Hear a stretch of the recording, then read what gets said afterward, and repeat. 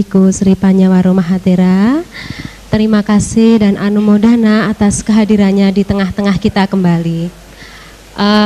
Ibu bapak yang berbahagia, sebelumnya kami juga ingin mengucapkan selamat ulang tahun kepada Yang Mulia Biku Sri Panyawaro Mahathera yang telah berlangsung pada tanggal 22 Juli yang lalu, dan usia beliau sekarang genap 50 tahun. Tepuk tangan untuk Bante. Mudah-mudahan Bante akan tetap menjadi pengayom kita semuanya, selalu dilimpahi kesehatan dan kesejahteraan. Demikian, dan tanpa berpanjang kata, marilah kita bersama-sama menyimak dengan seksama apa yang akan dibabarkan oleh Yang Mulia Biku Sri Panyawaro Mahathera. Kami persilahkan.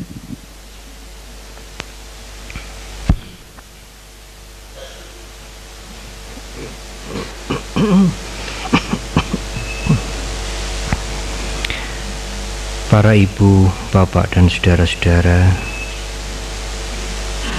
tentu saya ingin menyampaikan anumodana penghargaan kepada pembawa acara Mbak Wilis yang mengajak saudara-saudara untuk tepuk tangan. Selamat ulang tahun. Ya, dalam bahasa Dhamma, sesungguhnya mungkin, ya bukan mungkin, bisa dikatakan pasti, setiap hari kita ulang tahun. Mengapa? Karena menurut pengertian Dhamma, kehidupan ini tidak sekali. Kita pernah dilahirkan berulang-ulang kali dalam jumlah yang sangat panjang sekali.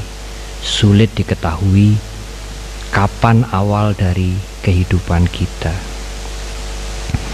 sehingga kelahiran kita hari ini bukan satu-satunya kelahiran. Sama dengan kematian. Di zaman dahulu ada seorang pertapa yang ingin bermeditasi, mencari tempat yang menurut dia ingin mencari tempat yang murni, yang tidak pernah antara lain digunakan sebagai kuburan. Dan orang ini bertemu dengan guru agung kita, dengan Buddha Gautama, dan beliau mengatakan sulit mencari tempat yang murni dalam arti tempat yang tidak pernah digunakan untuk kuburan, sulit. Karena tempat yang sekarang kamu duduk dulu pernah menjadi kuburan untuk kamu sendiri. Dan hampir sulit mencari tempat di permukaan bumi ini yang tidak pernah dijadikan kuburan. Mengapa begitu? Ya karena kehidupan ini begitu panjang. Dan di antara kehidupan yang banyak itu adalah kehidupan kita sendiri. Di antara kuburan yang banyak itu adalah kuburan kita sendiri. Tetapi baiklah, saya juga menerima ucapan selamat ulang tahun bagi beberapa saudara kita yang mengerti Dhamma. Bante, selamat ulang tahun untuk hidup yang sekarang. Wah, ini sudah pinter. Baiklah ibu bapak dan saudara-saudara, sudah lama sejak peresmian stupa saya pribadi mempunyai kesibukan sehingga belum ada waktu untuk datang ke Solo lagi, dan malam hari ini kita bisa bertemu bersama-sama kembali.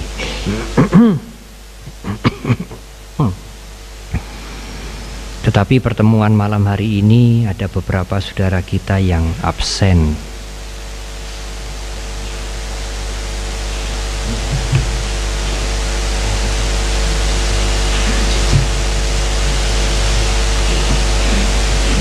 Yang pertama tentu di antara ibu bapak dan saudara ada yang mengenal dengan baik Pak Johan Bisono. Ya, telah meninggalkan kita seminggu yang lalu. Hari ini hari yang ke-7, ya, meninggal dunia. Absen untuk selamanya mungkin, ya. Tapi suatu ketika mungkin akan bertemu kita kembali, entah di mana. Dan yang kedua, sedang sakit Pak Agong yang sering merekam, sedang sakit dan sekarang ada di Jakarta, ya. Pak Santoso juga salah satu pengurus yang aktif di wihara ini juga sedang sakit, ada di Jakarta. Ibu bapak dan saudara-saudara, sekarang bulan Juli, dan pada saat bulan purnama di bulan Juli, kami umat Buddha akan memperingati salah satu hari raya yang penting selain Waisak, yaitu Hari Raya Asada. Pada tahun ini Asada jatuh pada tanggal 31 Juli, akhir Juli. Tepat bulan purnama di bulan Asada yang jatuh pada hari Minggu tanggal 31 Juli. Mengapa agak mundur? Karena kalender Buddhis mengenal kalender Kabisat. Kalender Kabisat itu 1 tahun 13 bulan. Dan tahun ini kalender Buddhis 13 bulan. Sehingga Waisak jatuhnya 3 Juni, mundur ke belakang. Asada jatuhnya juga akhir Juli, mundur ke belakang. Ibu bapak dan saudara, kami di Wihara Dhammasundara ini, kita akan memperingati Asada pada tanggal 14 Agustus, hari Sabtu sore, dengan melakukan puja bakti di tempat terbuka di depan stupa. Dan sebagaimana kesepakatan pengurus wihara, setiap hari besar, Waisak, Asada, Katina, Maga, stupa akan dibuka 1 hari penuh, dari pagi sampai selesai upacara. Nih. Kurang keras mungkin saya. Oh. Iya, iya. Ini baru pengantar. Nanti kalau sudah memasuki materi mungkin saya bisa bicara lebih keras lagi. Iya, iya.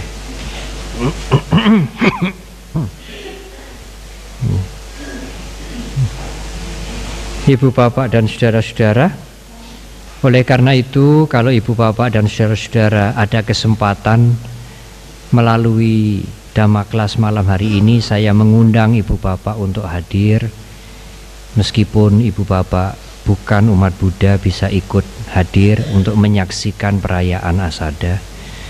Bagi umat Buddha tentu saya mengundang untuk mengikuti perayaan Asada yang akan diselenggarakan pada tanggal 14 Agustus, hari Sabtu malam Minggu, jam 6 sore kita mulai, ya, dengan pradaksina di stupa. Kemudian seperti biasa saya akan memberikan khotbah dan stupa akan dibuka sehari penuh. Ibu bapak yang pada waktu peresmian tidak sempat masuk, ya, karena begitu banyak orang, tanggal 14 bisa masuk, bisa melihat ruangan di dalam, bisa bernamaskara, bisa bermeditasi dan sebagainya. Ibu bapak dan saudara-saudara, 31 Juli adalah bulan purnama di bulan Asada. Asada itu nama bulan. Kalau kita mengenal Januari, Februari, Maret, April, maka Asada itu nama bulan. Waisak juga nama bulan. Kalau 31 Juli adalah bulan purnama di bulan Asada, kita memperingati Asada saat Buddha Gautama memberikan khotbahnya yang pertama setelah mencapai pencerahan sempurna di bulan Waisak.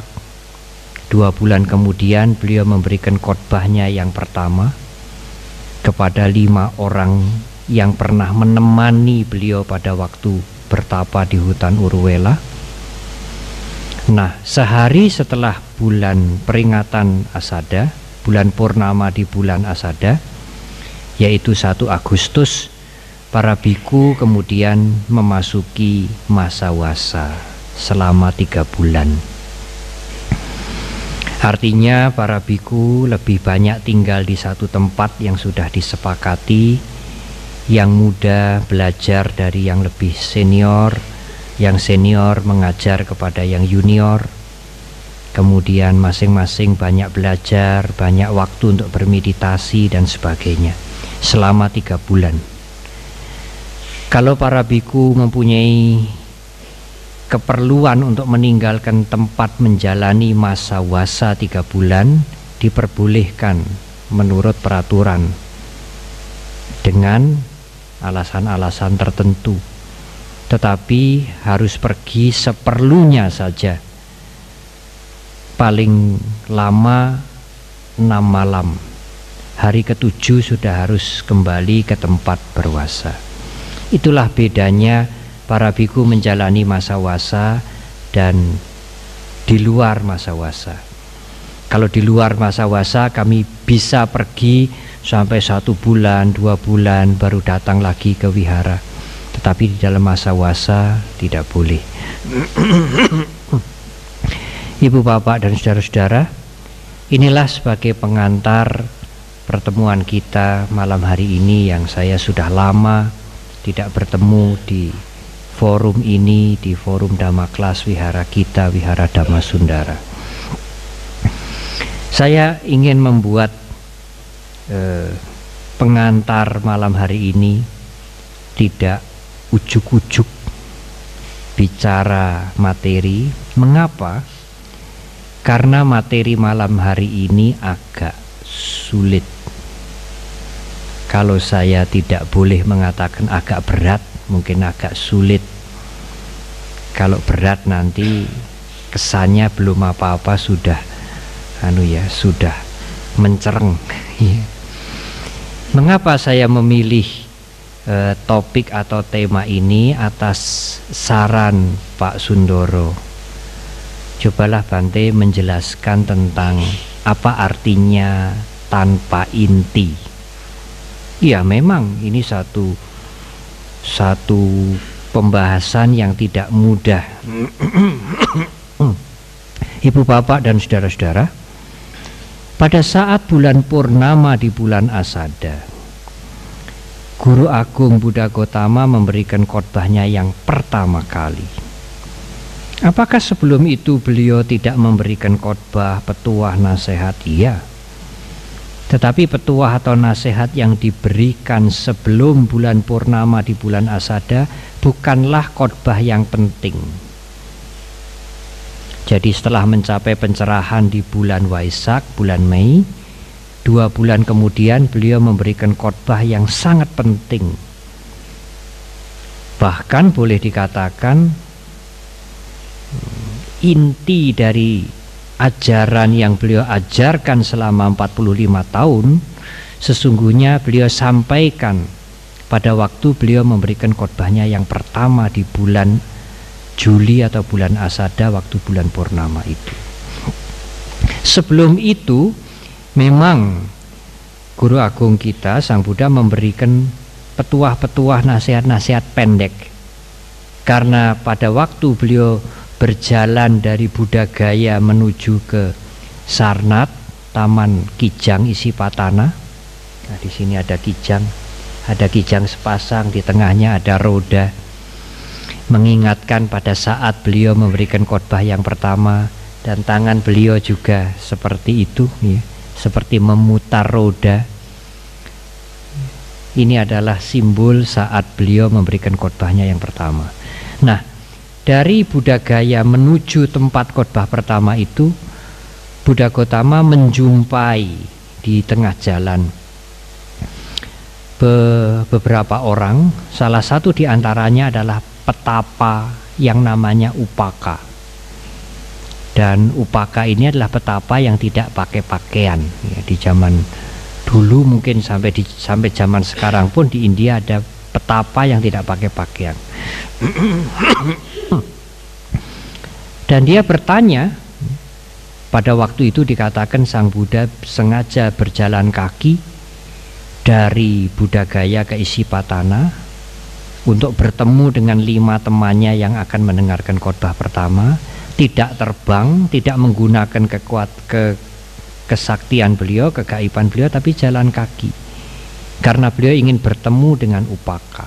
Nah, di tengah jalan beliau bertemu dengan Upaka. Upaka bertanya, siapakah Anda? Anda begitu mempesona, ya, berseri-seri, mempesona. Siapakah Anda? Apakah Anda ini dewa? Ya, karena dia sangat terpesona. Buddha Gautama mengatakan, bukan. Oh petapa, aku bukan dewa. Oh, kalau begitu Anda Brahma, dewa yang lebih tinggi lagi. Bukan, bukan petapa, aku bukan Brahma. Kalau begitu Anda Gandhaba. Gandhaba itu bahasa Pali, Gandarwa. Bahasa Sanskerta Gendruwo. Kalau bahasa Jawa, ya, ya, yang badannya tinggi besar itu. Bukan, aku bukan Gandhaba. Lalu siapakah Anda? Apakah Anda manusia? Ya, pertanyaan yang terakhir. Nah, apakah Anda manusia? Buddha Gautama juga mengatakan, bukan, aku pun bukan manusia. Lalu siapakah Anda? Ditanya dewa, beliau menjawab, aku bukan dewa, aku bukan Brahma, aku bukan Gandhaba, aku pun bukan manusia. Siapakah Anda? Guru Agung Buddha Gautama menjawab, aku bukan Brahma karena sebab-sebab karma yang membuat aku bisa dilahirkan kembali menjadi Brahma telah kuhancurkan. Karena itu aku bukan Brahma. Aku bukan dewa karena sebab-sebab karma yang membuat seseorang bisa dilahirkan menjadi dewa sudah kuhancurkan. Aku bukan dewa. Aku pun bukan Gandhaba. Aku pun bukan manusia. Sebab faktor-faktor karma yang membuat aku bisa dilahirkan kembali menjadi manusia lagi juga sudah kupotong. Lalu siapakah Anda? Aku adalah Buddha. Jadi dari pernyataan Sang Buddha yang singkat itu pada waktu beliau berjalan dari Buddha Gaya menuju Isipatana, sebetulnya dari jawaban yang singkat itu beliau memberikan jawaban bahwa Buddha itu beyond dari makhluk-makhluk itu, melintasi makhluk-makhluk itu. Beliau bukan Brahma, dewa yang sangat tinggi, bukan juga dewa biasa, dan juga bukan manusia.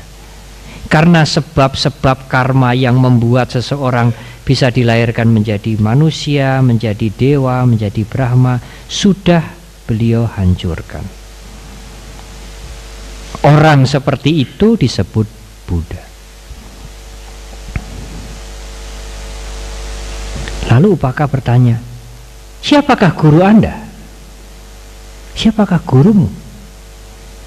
Aku tidak punya guru. Diriku adalah guru bagi diriku sendiri. Lalu engkau akan kemana? Aku akan ke Benares. untuk menabuh genderang Dhamma, jalan yang membebaskan manusia dari penderitaan. Itulah pertemuan Buddha Gautama di tengah jalan dalam perjalanan dari Buddha Gaya ke Benares.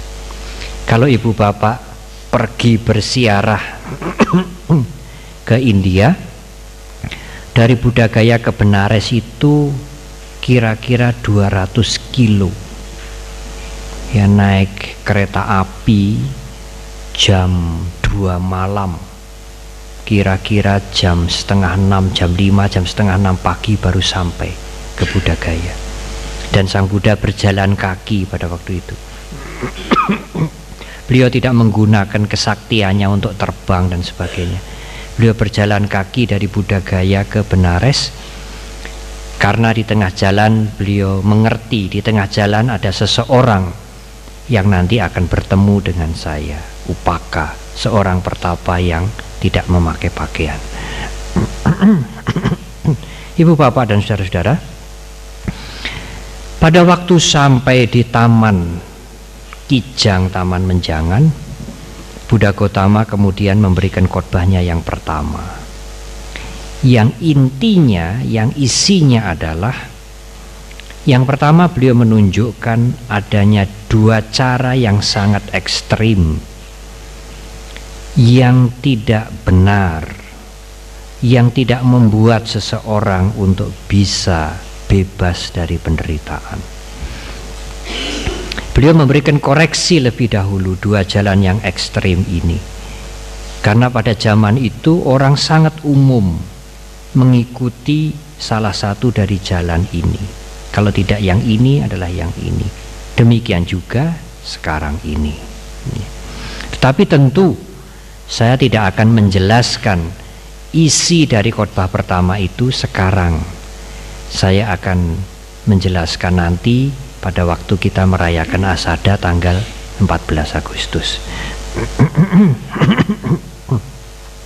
Kemudian ibu bapak dan saudara, setelah Buddha Gautama menjelaskan ada dua jalan yang keliru, yang ekstrim, yang keterlaluan, yang dianggap bisa membuat seseorang bebas dari penderitaan, hidup bahagia. Salah ini dua jalan ini, keliru, ekstrim.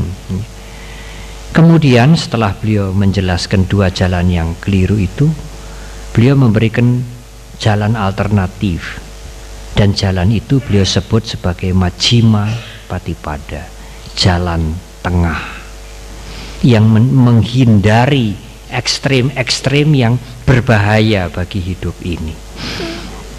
Kemudian selanjutnya beliau menjelaskan tentang 4 kebenaran Arya, yang menurut istilah dahulu sering disebut 4 kesunyataan mulia, Cattari Arya Satchani.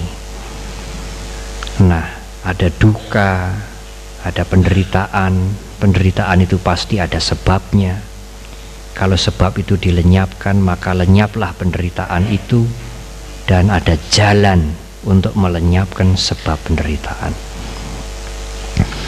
Pada waktu selesai mendengarkan khotbah ini, 5 orang pertapa ini yang paling tua bernama Kondanya mengerti sekali. Tidak hanya mengerti secara intelektual, tapi mengerti dengan kesadarannya yang kuat, sehingga mencapai tingkat kesucian pertama. Nah, kalau kita kembali kepada kondisi pendidikan kita di taraf pendidikan kita di Indonesia ini, ya memang apalagi mengerti dengan kesadaran. Anak-anak kita ini mengerti dengan intelektual saja rendah sekali. Yang pernah saya sampaikan, 37,6% anak-anak umur 13 sampai 15 tahun bisa membaca, tidak mengerti artinya. Itu mengerti intelektual. Mengerti intelektual saja sulit. apalagi mengerti dengan menyadari, ya. Itu satu tingkat yang memerlukan latihan spiritual, latihan mental. Tetapi kondanya mencapai tingkat kesucian pertama. Memang ada pertanyaan, kok Bante begitu gampang mendengarkan khotbah, dan khotbah itu khotbah yang pertama, berarti baru sekali, kok sudah mencapai tingkat kesucian? Lah saya ini rajin dhamma kelas kok tidak mencapai apa-apa. Siapa yang salah ini? Yang mengajar atau yang mendengar? Begitu. Ibu bapak dan saudara-saudara, kondanya tidak ujuk-ujuk mencapai kesucian, tidak. Kalau ibu bapak hanya melihat cerita itu, kisah itu, tentu kesannya mendengar kemudian mencapai sesuatu. Menurut hukum alam, di alam semesta ini tidak ada yang ujuk-ujuk. Kalau saudara bertemu dengan teman saudara, sekarang punya pabrik ya, Edian. Punya pabrik kok edan. Ya, dia hanya melihat ujuk-ujuk. Tapi bagaimana usahanya menjadi besar, tokonya menjadi besar, pabriknya menjadi besar? Menurut hukum alam, menurut dhamma, tidak mungkin ujuk-ujuk. Ada faktor yang mendahului, ada faktor yang harus dipersiapkan sehingga dia menjadi seperti yang sekarang. Dan kadang-kadang kebanyakan orang tidak melihat faktor yang lalu, dia hanya melihat faktor yang sekarang. Kemudian dia mengatakan ujuk-ujuk, dan kadang-kadang menimbulkan keiri hatian karena tidak bisa melihat faktor apa yang mendukung sehingga dia menjadi pandai, menjadi besar, menjadi populer, menjadi terkenal, usahanya menjadi besar. Selalu ada persiapan. Hukum alam tidak pernah mengenal meloncat, selalu ada persiapan, selalu ada faktor yang mendukung sehingga satu kondisi, satu keadaan terjadi. Nah, ibu bapak dan saudara, kondanya juga mempunyai latihan yang cukup kuat, ya. Sebelum bertemu dengan Buddha Gautama, dia bermeditasi. Dan kalau kita melihat lebih jauh lagi, sebelum dilahirkan menjadi orang yang bernama kondanya, dia juga mempunyai latihan dalam kehidupannya yang lampau. Bahkan pernah bertekad, ya aku sekarang tidak bisa mencapai kesucian, mungkin juga tidak bisa menjadi biku. Nanti zamannya Buddha yang akan datang, aku ingin menjadi orang pertama yang mencapai kesucian. Dan wishnya itu apa ya, keinginannya itu, ya, nazarnya itu dia pegang terus, sehingga setiap kehidupan dia melakukan hal-hal yang baik dengan harapan dia bisa mencapai kesucian. Dan akhirnya di zaman Buddha Gautama, kondanya itu mencapai tingkat kesucian yang pertama.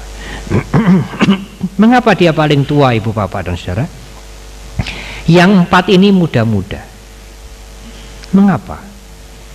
Karena waktu Siddhartha itu berumur 5 hari, kalau tidak salah ya, 5 hari, belum mempunyai nama. Kemudian ayahandanya Raja Suddhodana mengundang 108 peramal dari seluruh negara, dari seluruh pelosok di negara Kapilawastu diundang untuk meramal bayi ini. 100 peramal dia diam. Sulit, ini bayi apa ini? Sulit, tidak pernah menjumpai bayi seperti ini, ajaib. Dari 100 peramal, yang 7 peramal dia mengacungkan 2 jari. Yang 1 peramal, dan waktu itu dia menjadi peramal yang paling muda. Peramal waktu itu umurnya mungkin sudah 80 lebih, 90. Kondanya menjadi peramal yang paling muda. 100 peramal buta, buta artinya bukan matanya tidak bisa melihat, tidak bisa meramal. 7 peramal mengacungkan 2 jari, kondanya yang paling muda mengacungkan 1 jari. Apa artinya? Yang mengacungkan 2 jari mengatakan bayi ini ada 2 kemungkinan. Kalau dia naik tahta, dia menjadi raja di raja, Cakrawarti, kekuasaannya besar sekali. Tapi kalau dia meninggalkan keduniawian, dia menjadi raja Dharma, dia menjadi orang yang mencapai pencerahan, menjadi Buddha. Kalau tidak ini. Tapi kondanya pasti dia meninggalkan keduniawian, dia pasti mencapai pencerahan. Paling mudah. Mungkin waktu itu dia tidak dihitung mungkin ya, wah ini peramal pupuk bawang mungkin ya, mungkin umurnya di antara yang 108 itu dia paling muda. Sehingga pada waktu dia mendengar Siddhartha sudah besar, meninggalkan istana bertapa, kondanya ini ingin mencari teman-teman peramalnya dulu untuk nanti kalau Siddhartha ini menjadi Buddha, mencapai pencerahan, kita-kita ini yang diajari lebih dulu. Dicari semua, sudah meninggal semua. Yang 107 itu hanya ketemu anak-anaknya, dapat 4. Jadi dia mencari teman-temannya yang 107 peramal itu sudah meninggal semua, karena jaraknya sudah kira-kira 29 tahun ya, sudah meninggal. Kalau waktu dia meramal umur 80-90, 29 tahun kemudian sudah meninggal. Apalagi lebih dari itu, sekitar 30 lebih sudah meninggal. Maka kondanya mengajak 4 orang anak-anak dari 107 peramal itu, dan sekarang dia menjadi yang paling tua di antara anak-anak dari teman-temannya yang para peramal itu. Nah, 5 orang. 5 orang ini menunggui Buddha Gotama waktu bertapa, masih menjadi pertapa Siddhartha di hutan Uruvela. 5 orang ini tidak ikut bertapa, tidak. Hanya ngancani saja. Ngambilkan air, membersihkan tempatnya, ngenteni, menunggu. Nanti kalau sang pertapa mencapai pencerahan, aku ingin ngangsu kawruh yang pertama sebelum mengajar pada yang lain-lain. Tetapi saudara-saudara, meskipun waktu meramal itu 100 peramal tidak bisa meramal, 7 peramal mengacungkan 2 jari, kondanya mengacungkan 1 jari, pasti dia menjadi raja Dharma. Tidak mungkin dia hidup duniawi. Pasti. Meskipun dia mengacungkan 1 tangan dan mengatakan pasti, dia akhirnya luntur juga dengan ramalannya sendiri. Waktu Siddhartha pingsan, kemudian dia sadar bahwa dengan fisik yang lemah tidak mungkin wisdom, tidak mungkin pencerahan akan berkembang. Untuk mencapai pencerahan fisik juga harus cukup sehat. Siddhartha membuang cara bertapanya yang sangat ekstrim itu. Oleh karena itu beliau mengalami sendiri 2 jalan ekstrim itu, beliau mengalami sendiri. Bukan hanya logika berpikir, beliau mengalami ekstrim yang kelewat manja ya, yang kelewat enjoy di istana, dan beliau juga mengalami ekstrem yang kelewat menderita waktu bertapa selama kurang lebih 6 tahun. Beliau tinggalkan itu. Tidak mungkin di fisik yang lemah, di fisik yang sakit, di fisik yang tidak sehat akan tumbuh wisdom, akan tumbuh pencerahan. Tidak mungkin. Fisik ini juga harus dijaga, harus dipelihara, supaya bermanfaat bagi masyarakat dan bermanfaat bagi perjuangan kita mencapai tujuan yang lebih tinggi. Maka beliau makan, beliau minum sederhana, sedikit sekali, sesuai secukup kebutuhan fisik ini. Nah, 5 orang pertapa yang ngancani itu tidak percaya lagi. Wah, Siddhartha sudah ora kuat. Setelah pingsan, saiki makan, yang begitu sekarang makan. Termasuk kondanya yang dia kukuh, pasti dia menjadi guru Dharma, dia menjadi raja Dharma. Kita tinggal sajalah, biar dia sakarep-karepe dhewe. Akhirnya Siddhartha bertapa sendiri. Setelah fisiknya cukup kuat, cukup sehat, beliau duduk di bawah pohon Bodhi dan bertekad, aku tidak akan berdiri dari pohon ini sebelum memperoleh jawaban, mencapai pencerahan mengapa manusia menderita. Meskipun kulitku melekat pada tulang, meskipun darahku mengering, aku akan berjuang keras. Dan hanya satu malam, di bawah pohon Bodhi, hanya satu malam. Besok fajar menjelang pagi, Siddhartha sudah mencapai pencerahan sempurna. Oleh karena itu, pada waktu 5 orang pertapa ini melihat Buddha Gotama datang dari jauh, mereka lalu berkomplot, wis ora usah disambut wae. Kae pertapa sing apa ya? Kalau bahasa Jawa ada istilahnya yang baik apa ya? Iya. Yang tidak sampai ya. Pertapa yang putus di tengah jalan, yang tidak sampai. Ora usah digubris seluah-luweh karepe dhewe. Kalau mau datang di seluah-luweh arep lunggonong di seluah-luweh. Tetapi begitu Buddha Gotama semakin mendekat, tanpa sepakat, tanpa disuruh, 5 orang ini spontan menyambut. Ya, karena ketenangan beliau, karena kesucian beliau, karena kasih sayang beliau. Dan beliau datang dengan niat yang murni untuk mengajar Dharma. Ada yang mengambil mangkuknya, ada yang membawakan air untuk mencuci kakinya, ada yang mengatur tempat untuk duduk, silahkan duduk. Tetapi ke-5 orang itu masih menganggap Siddhartha adalah pertapa biasa, belum mencapai pencerahan. Kemudian Siddhartha menjelaskan, Buddha Gotama menjelaskan, dan keempat-empatnya, kelima-limanya dengan kondanya akhirnya menyadari bahwa yang dihadapi sekarang ini adalah orang yang telah mencapai pencerahan, dan mereka siap mendengarkan khotbah yang pertama. Ibu, bapak, dan saudara, kondanya mencapai tingkat kesucian pertama, Sotapanna, tetapi belum mencapai tingkat kesucian yang terakhir, belum yang tertinggi. Lalu yang 4 yang muda-muda ini pada waktu mendengarkan khotbah yang pertama belum mencapai apa-apa, hanya mengerti saja. Nah, 5 hari kemudian, jadi setelah Sang Buddha khotbah yang pertama di bulan Purnama, di bulan Asada, 5 hari, selama 5 hari beliau memberikan latihan, memberikan bimbingan, sampai hari yang ke-5.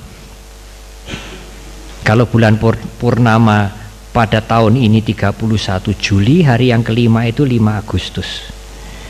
Buddha Gotama memberikan khotbahnya yang kedua, yang sangat penting sekali, bahkan sangat penting sekali, yang menjadi mahkota ajaran agama Buddha, yaitu khotbah beliau tentang anatta, tidak ada inti. Nah, khotbah yang kedua itu baru dikhotbahkan oleh Guru Agung Buddha Gotama setelah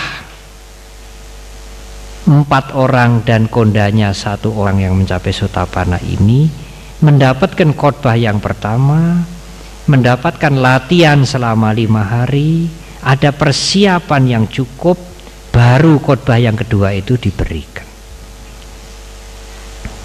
Tidak ujuk-ujuk, Tidak ujuk-ujuk beliau memberikan uraian, memberikan khotbah tentang tanpa inti. Nah, saya juga berpikir kalau malam hari ini saya ujuk-ujuk menguraikan tanpa inti, apa ya kira-kira bisa menangkap. Tetapi baiklah, ibu bapak saudara kan mendapatkan khotbah, mendapatkan uraian dhamma, mempunyai latihan lebih lama ketimbang 5 pertapa ini. Sebelum Wihara Dhammasundara berdiri, ya, waktu Pak Dharma Gupta menjadi pimpinan kita sudah dhamma kelas di Solo ini. Saya sudah datang ke Solo ini sebulan sekali. Meskipun tidak ada biku berwasa di sini, dhamma kelas diusahakan sebulan 2 kali. Waktu saya berwasa di sini seminggu sekali. Karena itu saya pikir sudah waktunya untuk menguraikan tanpa inti. Sudah banyak pengetahuan, sudah banyak pengertian yang diterima, mudah-mudahan juga sudah banyak latihan yang dilakukan. Ibu bapak dan saudara-saudara, salah satu ajaran pokok yang tadi saya katakan mahkota ajaran agama Buddha. Mahkota itu kan biasanya ditaruh di atas kepala, ya, yang paling tinggi, ada permata-permatanya, sesuatu yang amat berharga, yang membuat orang itu menjadi berwibawa, menjadi sangat dihormati karena dia punya mahkota, dan mahkota itu hanya raja yang memakai. Nah, ajaran anatta tanpa inti itu seperti mahkota ajaran agama Buddha. Agama Buddha, Sang Buddha juga mengajarkan tentang dana, memberikan pertolongan, memberikan bantuan, perilaku yang baik, kesabaran, kasih sayang dan sebagainya, meditasi dan sebagainya. Yang paling tinggi sebetulnya mengerti, kemudian menyadari, kadang-kadang juga memakai kata-kata menembus, ya. Menyadari di sini bukan mengerti secara intelektual, tetapi mengerti secara realita, ya. Melihat realita, melihat dengan kesadaran tentang kebenaran atau kesunyataan tanpa inti. Itu menjadi mahkota, itu menjadi puncak dari ajaran agama Buddha. Tetapi apa perlunya Bante mengerti ajaran seperti itu? Nah, saya akan jelaskan kemudian. Apakah yang dimaksud dengan tanpa inti? Satu hal yang harus diingat adalah ajaran agama Buddha tentang anatta, kesunyataan tentang anatta, kebenaran tentang anatta atau tanpa inti itu tidak sama dengan istilah tidak ada apa-apa. Tidak sama. Tanpa inti tidak sinonim, tidak sama dengan tidak ada apa-apa. Jadi Bante, tanpa inti itu pun kita juga masih mengakui ada apa-apa. Itu juga tidak tepat. Kalau Bante mengatakan tanpa inti itu ora podo dengan ora ono apa-apa, nihil, tidak ada apa-apa, itu tidak sama dengan tanpa inti. Berarti Bante kan masih ada apa-apa toh. Jangan bilang begitu, itu juga salah. Lah bener kepriye ini? Nanti dulu, pelan-pelan ya, pelan-pelan. Nah, saya sering menggunakan perumpamaan. Saya sering menggunakan perumpamaan. Di Sutta-Sutta Buddha Gautama sering menggunakan perumpamaan kereta, karena mungkin di zaman dulu orang sering melihat kereta. Kalau zaman sekarang mungkin kita bicara kereta untuk anak-anak di Jakarta atau umat Buddha di Australia dan sebagainya, mungkin tidak semua orang pernah melihat kereta. Ya sekarang harus diganti mobil, mungkin begitu ya. Sang Buddha sering menggunakan perumpamaan kereta atau mobil ini. Saya sendiri sering menggunakan perumpamaan rumah. Karena kalau dhamma kelas atau ceramah kita berada di ruangan, berada di rumah. Jarang-jarang kita berada di tanah lapang. Nah, apa yang dimaksudkan oleh Buddha Gotama tanpa inti persis ya, persis seperti kalau ibu bapak melihat kereta, melihat mobil, melihat rumah. Rumah ini tidak ada intinya. Sudah. Gampang toh? Tapi bukan berarti tidak ada apa-apa. Bukan berarti ora ono apa-apa, ya. Kan bisa dilihat, Bante, ya bisa dilihat. Plafonnya begini, ornamennya begitu, lantainya ini dari keramik seperti granit, ada patung di depan, ada kursi banyak, ada temboknya, ada jendelanya, ada kordennya 2 lapis. Tetapi tidak ada intinya. Saudara tahu toh inti toh? Kalau bahasa Jawa mungkin inti itu apa ya? Apa? Punjer mungkin ya, punjer, bukan puser, bukan ya. Galih ya. Sesuatu yang sangat inti ya, sesuatu yang sangat penting, yang solid, ora bisa dipecah-pecah lagi, yang menjadi sumber dari semuanya, itu inti. Nah, di dalam pencerahan sempurna, Buddha Gotama melihat dengan kesadaran beliau bahwa di alam semesta ini tidak ada inti. Apapun, dimanapun tidak ada inti. Loh, mengapa? Karena semuanya berubah. Perubahan terus terjadi. Ora mandek-mandek. Dan yang berubah itu semuanya, tidak ada yang kelewatan.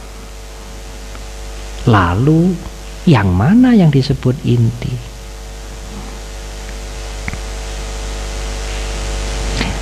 Saya pernah sampaikan di sini, ada seorang biksuni Itali yang sangat pandai, yang dia ditanya, Anda meditasi berbelas-belas tahun, orang barat lagi, jadi biksuni lagi. Saudara dapat apa toh? Apa toh yang saudara dapat? Biksuni itu menjawab, aku ora iso jawab pertanyaan kaya ngono kuwi. Saya tidak bisa menjawab pertanyaan itu. Ora cocok untuk ditanyakan kepada umat Buddha. Kalau Anda tanya, Anda menjadi biksuni orang barat lagi, meditasi lama, apa toh yang hilang dari Anda? Nah, itu pertanyaan yang cocok untuk seorang bikuni, untuk umat Buddha. Saya bisa menjawab dengan jelas sekali. Yang hilang adalah keserakan saya mulai hilang, kemarahan saya mulai berkurang, iri hati saya mulai bisa saya atasi. Rasa takut yang tidak perlu mulai berkurang. Itu yang mulai hilang. Kekotoran batin, emosi-emosi negatif itulah yang mulai hilang. Beliau mengatakan seperti Anda ngocei berambang. Kalau bahasa Indonesia ada bawang putih, ada bawang merah. Kalau bahasa Jawa ada bawang, ada berambang. Seperti Anda mengupas berambang. Kulitnya dikupas, lalu lapis demi lapis dikupas, diklitei. Untuk mencari apa toh? Arep golek galie. Mau mencari intinya yang membuat bawang ini bisa menjadi bawang, tentu ada intinya. Buka, akhirnya tinggal kecil. Nah, ini intinya ini. Masih bisa dibuka lagi. Setelah diteliti, jelimet, masih bisa dibuka lagi. Akhirnya entek, tidak ada intinya. Mungkin kalau kita buka Kobis begitu juga ya Mbak Wilis ya. Nah Kobis itu lebih jelas. Kalau Anda membukai Kobis, mencari galie, mencari intinya yang membuat Kobis itu menjadi besar, tentu ada intinya ya, ada apa, ada biang keroknya ya, ada intinya. Tidak ada, lapis demi lapis, buka, akhirnya habis. Seperti itulah kesunyataan kebenaran. Ya, kalau saya boleh menggunakan kalimat hakiki atau terakhir, meskipun itu tidak terlalu tepat, seperti itulah kebenaran yang sesungguhnya menurut Dhamma. Tidak ada yang disebut inti, dan tidak bisa mencari inti itu. Ada satu biku yang sudah meninggal, yang mempunyai cara berbeda. Hanya cara ini agak lebih sulit. Anda tahu longan? Longan itu ini loh, di bawah meja ini kolong ya, longan ya. Ada atau longan? Ada, ini kan kolong. Yang mana? Kalau mejanya diangkat, dibalik begini, hilang. Jadi kolong ini terjadi kalau ada kondisi-kondisi yang membentuk kolong. Kalau mejanya kecil, kolongnya kecil. Mejanya gede, kolongnya gede. Tapi kalau mejanya ini diubah, dibalik, ya, tidak dihancurkan, tidak dibuang, hanya dibalik saja, kakinya di atas begitu, kolongnya hilang. Jadi kolong itu ada. Bagaimana saudara menjawab? Saudara menjawab tidak ada, salah. Saudara menjawab ada, salah. Jawaban yang betul adalah kolong itu tergantung dari faktor-faktor yang membuatnya. Nek mejone diwalik, kolongnya ya hilang. Jadi sekali lagi, tanpa inti bukan berarti ora ono apa-apa, blong, kosong, blong, nihil. Tidak. Tetapi bukan berarti tanpa inti itu masih ono apa-apa ning ora ono intine. Itu juga tidak tepat. Tanpa inti itu satu keadaan yang betul-betul tidak ada inti yang solid, yang wungkul, yang solid, yang nggak bisa dipecah-pecah lagi, yang kekal, yang nggak rusak. Itu tidak ada. Lalu selainnya itu, kalau intinya tidak ada, selainnya itu, selebihnya itu tergantung dari bermacam faktor. Nah, sekarang untuk lebih jelasnya kembali ke rumah. Anda lihat rumah ini, oh iya, kita duduk di ruangan ini dan bangunan ini rumah. Oh iya, ini bukan gua, ini bukan onde-onde, ya. Mana intinya? Kita tidak bisa menemukan inti dari rumah ini. Rumah hanyalah sebutan untuk membedakan bangunan ini dengan tanah lapang, bangunan ini dengan mobil, bangunan ini dengan makanan, bangunan ini dengan gua. Ini rumah, hanya sebutan, dan kita boleh sah menggunakan sebutan itu rumah, tetapi tidak ada intinya. Sehingga rumah yang benar-benar rumah tidak ada. Rumah kita pungut, kita pakai hanya untuk menyebut ini supaya tidak keliru dengan pagar, tidak keliru dengan mobil, tidak keliru dengan gua, tidak keliru dengan makanan dan sebagainya. Nah, kalau memang rumah ini tidak ada intinya, kita cari juga tidak akan ketemu. Inti itu yang paling penting, yang lain tidak penting. Namanya saja inti. Yang lain tidak penting, inti yang paling penting. Nah, itu tidak ada di rumah ini. Nah, kalau memang rumah ini tidak ada intinya, rumah ini sendiri Terjadinya bagaimana? Terjadinya karena tergantung dari banyak faktor. Ada lantai, ada dinding, ada beton, ada eternit, ada paku, ada kaca, ada tetek bengek, segala macam. Nah, kalau satu-satu ini dianalisa, Bante, dipetani, dianalisa, ini juga tidak ada intinya, tidak ada juga.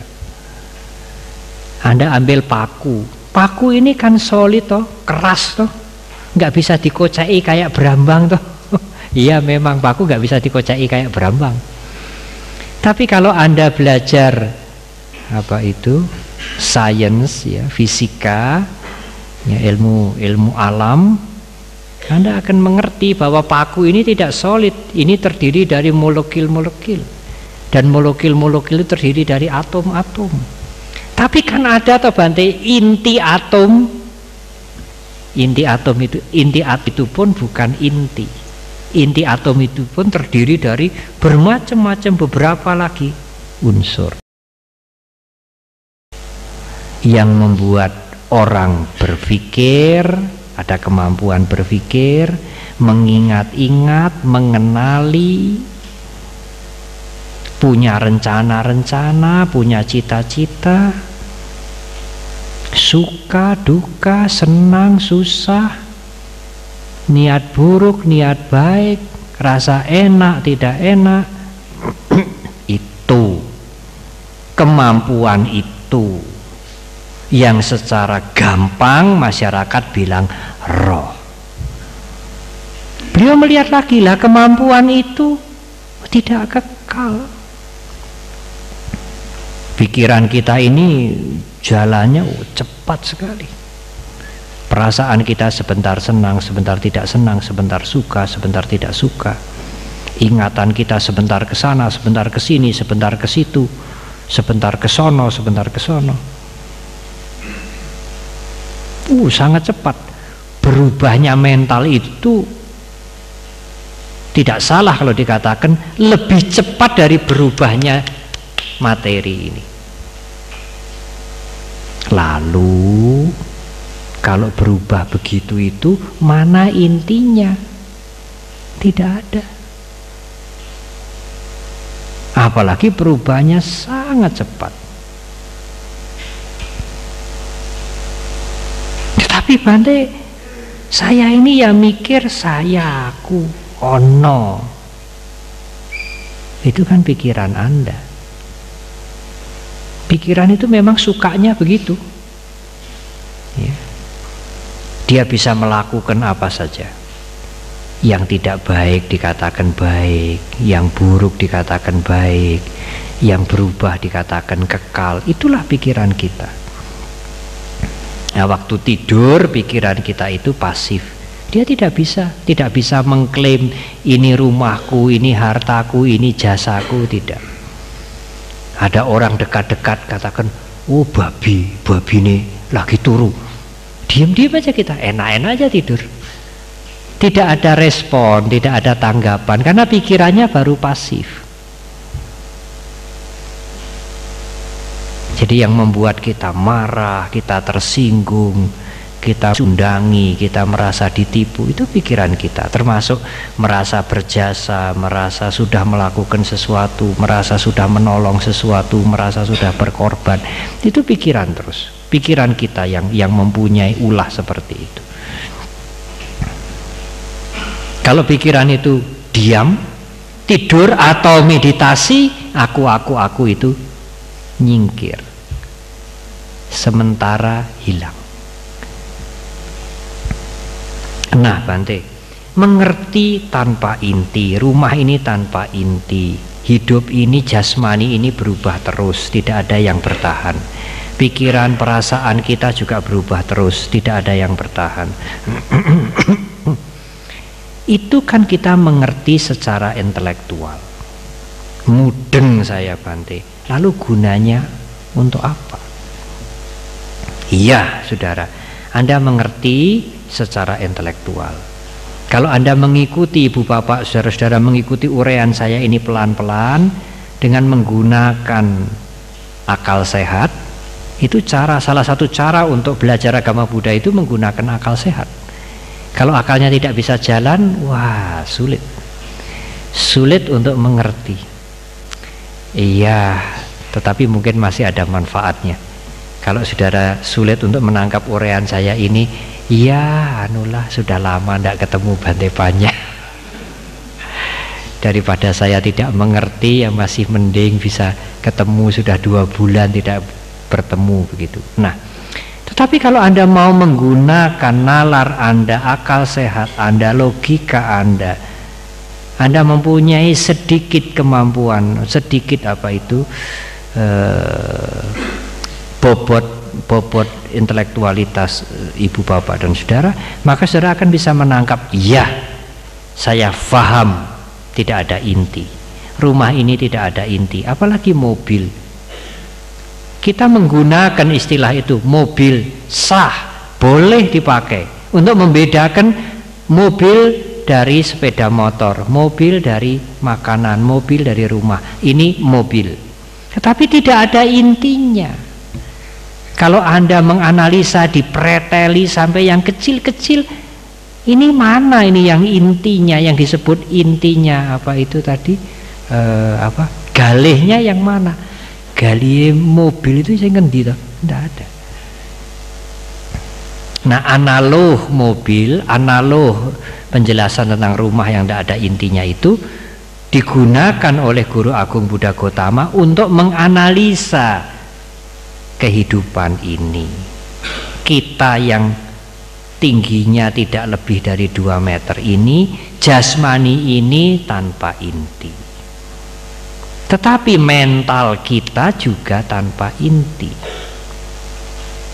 Mereka-mereka yang mungkin tidak menggunakan pengetahuan analitisnya, kemampuan analisanya, sederhana, simpel mengatakan, ya jasmani ini bisa rusak.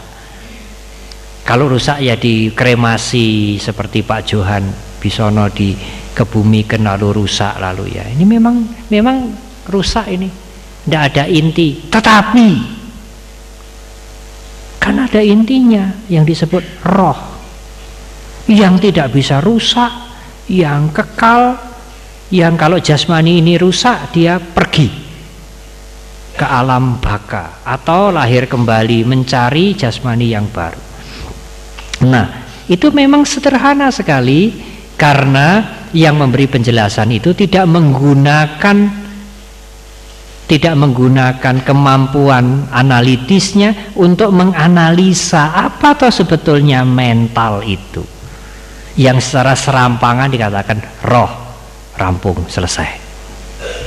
Karena Buddha Gautama menggunakan kemampuan beliau menganalisa mental itu dengan vipassana, dengan pandangan terang, lalu beliau bisa menjabarkan mental itu juga tidak solid, juga tidak kekal, berubah terus dan cepat sekali, amat cepat, lebih cepat perubahan mental itu ketimbang materi. Pikiran berubah, ingatan berubah, pengenalan berubah, perasaan berubah, kesadaran berubah, cita-cita berubah, nafsu berubah, terus tidak ada yang ketinggalan, yang tidak berubah. Jadi mental itu pun tidak ada intinya. Yang disebut solid, yang disebut kekal, yang disebut sejati, yang disebut roh, tidak ada. Di dalam kacamata Dhamma, di dalam kacamata the truth, kesunyataan, yang ada hanya faktor mental dan faktor fisik. Selesai. Faktor-faktor mental berubah, faktor-faktor fisik juga berubah. Dan perubahan itu sesuai dengan faktor-faktor yang mempengaruhi, kondisi yang mempengaruhi, sebab-sebab yang mempengaruhi.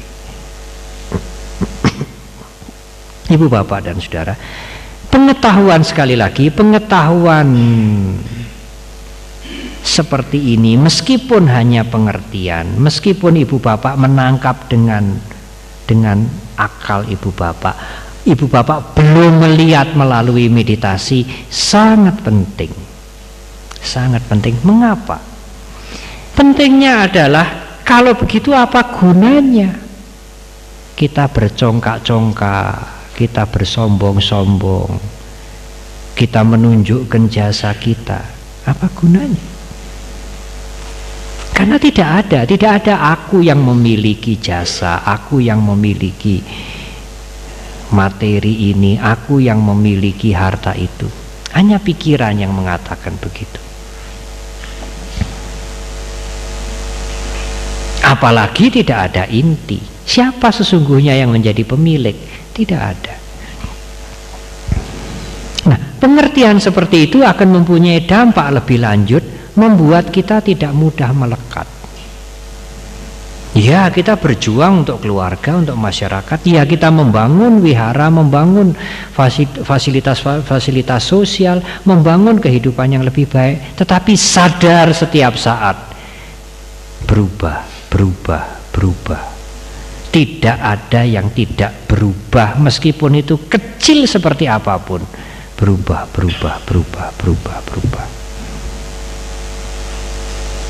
Tetapi Bante, apa ya bisa ingat pengertian seperti itu?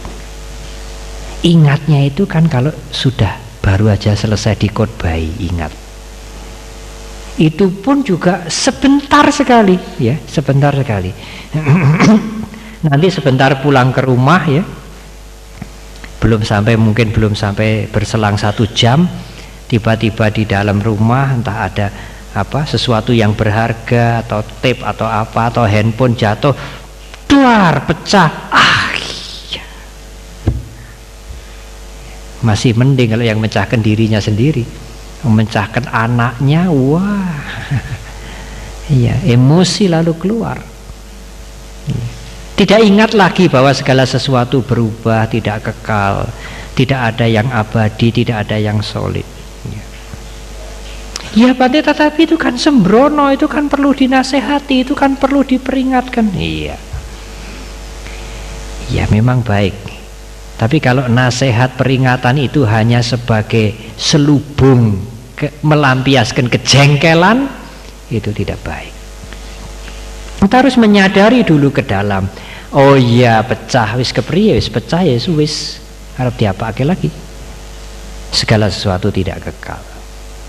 Nah, dengan menyadari ke dalam, nanti nasihat yang keluar itu bukan emosi, bukan melampiaskan kemarahan, tapi betul-betul nasihat, supaya pegawai kita, anak-anak kita, keluarga kita bisa lebih hati-hati, bisa lebih bekerja, bisa lebih tenang. Bukan emosi yang keluar, bukan kilesa, kekotoran batin yang keluar. Karena kekotoran batin sudah dipotong dengan pengertian tidak kekal. Barang sudah pecah, tidak bisa diutuhkan kembali, hanya bisa diperbaiki. Sadarilah ketidakkekalan. Iya Bante, tetapi bagaimana supaya kita sering ingat ajaran tidak kekal itu? Kalau kita menunggu orang lain mengingatkan kita, menunggu ceramah, menunggu khotbah, kan tidak bisa setiap saat. Kadang-kadang orang mengingatkan kita, ingat loh anicca. Iya, kowe sing ora duwe kok. Iya, kamu ndak punya bisa ngomong gitu. Coba handphonemu sendiri pecah. Gitu ya. Kadang-kadang dinasehati malah marah, ya. Malah marah. Seperti misalnya kalau dia ditipu atau mobilnya rusak, ketabrak, meskipun sudah hati-hati, lalu temannya menasihati, ya sudahlah, kan kita sering mendengar anicca, tidak kekal. Iya, kamu yang tidak punya mobil bisa ngomong begitu, coba kamu sendiri yang punya. Nah, sekarang bagaimana caranya Ibu Bapak? Kita belum bisa menyadari anicca, dukkha, anatta, belum bisa melihat cetha, realita anatta tanpa inti semua berubah itu langsung lewat meditasi vipassana belum. Kita hanya mengerti karena apa? Karena membaca, mendengar ceramah, diberi contoh-contoh, memakai akal kita. Bagus. Tetapi bagaimana pengertian itu bisa sering-sering muncul dan kita bisa menggunakan. Ya, jangan sampai kita punya komputer paling mahal dan lengkap, tetapi kita tidak bisa menggunakan. Kita bisanya hanya menggunakan komputer itu untuk ngetik selesai. Atau kita mempunyai kunci yang banyak, mempunyai alat-alat yang banyak, kita bisa mereparasi jam kita kalau rusak, mereparasi mobil kita kalau rusak. Kita pernah belajar, tetapi alat-alatnya, kuncinya, kitab, buku-buku untuk mereparasi mobil, mereparasi radio itu kita simpan di almari. Bagaimana yang kita simpan di almari itu bisa berguna? Ibu bapak mendengarkan ceramah dari saya, dari biku yang lain, dari siapa saja, sering berkali-kali, tidak hanya 5-10 kali, mungkin puluhan kali, ratusan kali. Tetapi kalau emosi keluar, emosi itu kekotoran batin, tapi gampangnya saya menyebut emosi. Kalau emosi negatif keluar, gelo menghadapi kematian, menghadapi kerusakan, menghadapi kegagalan, menghadapi hal-hal yang tidak enak, ditipu, kedudukannya hilang, kemudian kecelakaan, hancur dan sebagainya. Bagaimana Bante itu bisa digunakan? Saya sudah banyak membaca, banyak mendengar, banyak mengerti, banyak mengikuti dhamma kelas, tapi bagaimana itu bisa digunakan? Kok saya masih emosi, masih marah, masih jengkel, masih sengit, masih benci, masih keting, ya? Bagaimana itu bisa digunakan? Bagaimana itu bisa dipakai? Kok rasanya tidak ada perubahan dalam kehidupan saya? Nah, memakainya itu tidak tergantung pada orang lain. Seperti tadi saya jelaskan, kalau kita sering-sering diberi nasihat, yang beri nasihat bosan, yang dinasihati juga bisa marah.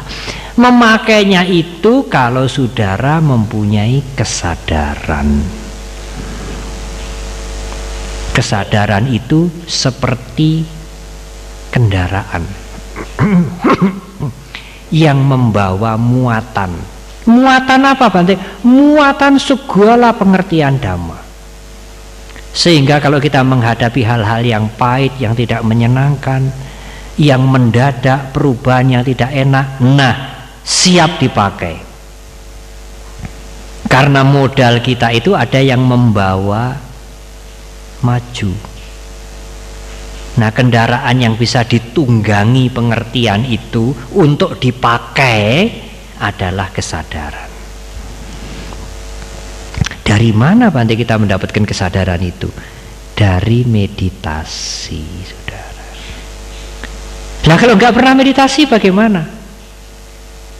Nggak pernah meditasi ya okeh belajare, okeh laline. Kan begitu ya. Misalnya saudara baru saja berjalan, ada anak diserempet mobilnya terus bablas. Saudara bopong ya anak itu, bawa ke rumah sakit. Sudah, ini saya yang tanggung jawab, ini diurus dulu, nanti semuanya saya yang tanggung jawab. Saudara bereskan semua, cari identitasnya, kembalikan ke orang tuanya. Memang saudara tidak mengharapkan ucapan terima kasih, tidak mengharapkan pujian. Kan bagus toh Bante seperti itu, rendah hati, dia sudah melakukan kebaikan, bagus di luar, di dalamnya bagaimana?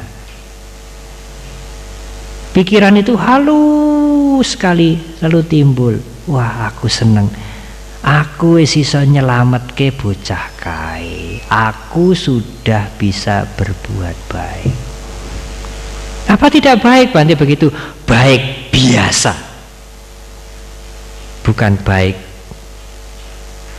yang tertinggi. Kalau Anda bermeditasi, begitu Anda, ibu bapak menyadari, aku sudah menolong anak ini, aku sudah berjasa, aku sudah melakukan sesuatu yang baik, Kesadaran Anda memperingatkan, aku ini aja metu, aku ini ora ono.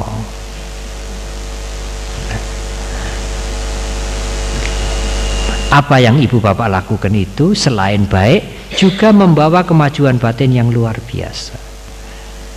Sadar tidak ada aku yang melakukan, hanya kebaikan yang terjadi. Dia diserempet mobil, kemudian ditolong, bawa rumah sakit, selesai, diobati. Tidak ada aku. Kok tidak ada aku, Bante? Ya tidak ada inti kok. Siapa yang mau mengklaim, siapa yang mau ngehai ini adalah jasaku, itu kan hanya ulahnya pikiran saja. Tapi ingatnya begitu kok jarang sekali ya Bante. Ya Anda jarang meditasi. Pengertian itu tidak ada yang membawa, tidak ada yang membawa maju ya. Kalau di komputer itu apa toh ya, kalau semua disimpan ya, kemudian dipanggil itu toh, search ya, dipanggil lalu muncul begitu ya. Tapi kalau jarang dipanggil ya tidak pernah muncul, meskipun di situ ada gambar-gambar, ada artikel yang bagus-bagus banyak sekali, tapi jarang dipanggil, hanya simpen, dia tidak pernah muncul, tidak pernah digunakan. Atau misalnya suatu ketika ibu atau bapak atau saudara menolong seseorang, yang ditolong itu tidak terima kasih, tetapi kemudian memaki-maki, kemudian menjelek-jelekkan nama ibu bapak dan sebagainya. Oh, marah kita. Orang tidak tahu budi, tidak tahu jasanya orang, bukan manusia dan sebagainya. Setan mungkin ya, dan lain-lain. Emosi keluar, dendam keluar, kebencian keluar. Yang semula mau menolong, buahnya geting. Semula kasihan mau menolong, sekarang menjadi benci. Nah, tetapi kalau pengertian itu muncul, pengertian yang kita mengerti muncul, oh sudah menolong, sudah membantu, tetapi dia berbuat begitu, karmaku berbuah. Kalau bukan karmaku, mana mungkin? Tidak mungkin tidak ada sebabnya. Hukum alam itu tidak akan ujuk-ujuk. Dia menolong, dia membantu, semuanya membalas jasa pada dia. Aku menolong kok dibalas dengan maki-makian, dibalas dengan fitnah. Karmaku berbuah. Iya Bante, tapi kok ya lali, pengertian seperti itu kok ya lali ya. Nek dielingke baru eling. Lali itu karena pengertian itu tidak punya kendaraan, tidak punya kendaraan untuk muncul kalau kita butuh. Kendaraannya apa? Kesadaran. Jadi begitu mak berbet perempeng ya, sengitnya keluar, marahnya mau keluar, bencinya mau keluar, karmaku lagi berbuah. Nah, kalau bisa karmaku lagi berbuah, itu pengertiannya datang dia. Pengertiannya datang, naik kesadaran kita. Kalau kesadaran kita kuat, sregep, pengertian itu sering muncul. Setiap gerak-gerik, setiap respon kita menghadapi masyarakat, pengertian yang kita punya itu muncul, dibawa oleh kesadaran. Bagus nanti jawaban kita, tanggapan kita terhadap apa yang kita alami, yang kita lihat, yang kita rasakan itu bagus sekali. Tapi kalau pengertian ini tidak ada yang membawa, tanggapan kita yang kita pakai tanggapan emosi negatif, marah, ngamuk, sengit, benci sekali, kemudian timbul ketegangan. Meskipun Anda yang mempunyai ibu bapak yang menanggapi dengan emosi negatif ini, meskipun di rumah punya altar, punya patung Buddha, baca parita. Oh Bante, saya sampai apal baca parita itu. Saya kadang-kadang Karania Metasuta itu karo mikir-mikir liyane sudah otomatis gitu ya. Ya, meskipun rajin mendengarkan khotbah, mendengarkan ceramah, meskipun begitu, tetapi emosinya ya luar biasa. Karena pengertian itu tidak ada yang membawa untuk digunakan menghadapi apa yang sedang terjadi. Jadi ibu bapak dan saudara, memang kita semua hampir ya belum mencapai kesucian. Kita mengerti ketidakkekalan, mengerti tanpa inti anatta, hanya dengan intelektual, hanya dengan pengertian. Latihan vipassana kita belum membuahkan vipassana nyana, belum membuahkan penembusan. Kita belum melihat anatta, melihat anicca melalui meditasi. Kita baru mengerti anicca, tidak kekal, mengerti segala sesuatu itu perpaduan tanpa inti melalui otak kita.